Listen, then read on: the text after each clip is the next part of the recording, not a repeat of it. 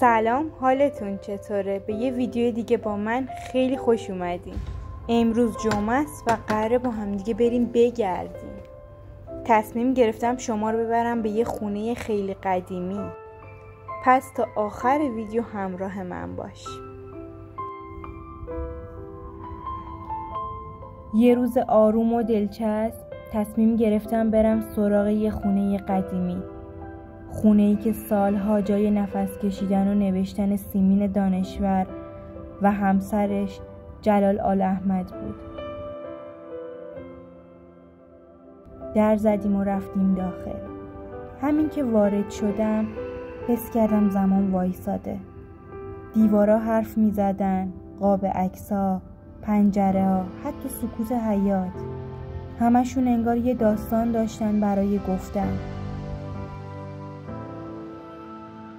جالبه بدونید وسط این گردش یه سری هم به خونه نیما یوشید زدیم.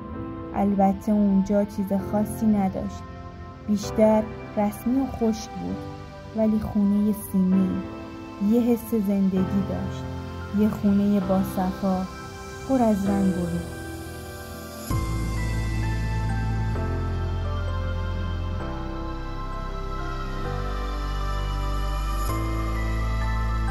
خیلی دلم خواست که یه روزی منم توی همچین خونه‌ای زندگی کنم. یه خونه ساده ولی با عشق. این خونه پر از انرژی مثبت بود.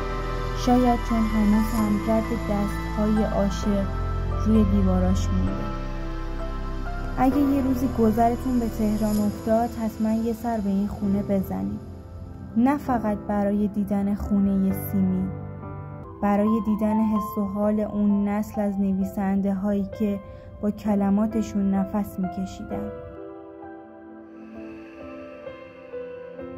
اگه از این مدل ویدیوها خوشت میاد لطفاً کانال رو سابسکرایب کن و اون زنگوله کوچیک کنارش رو هم بزن تا ویدیوها رو از دست ندی.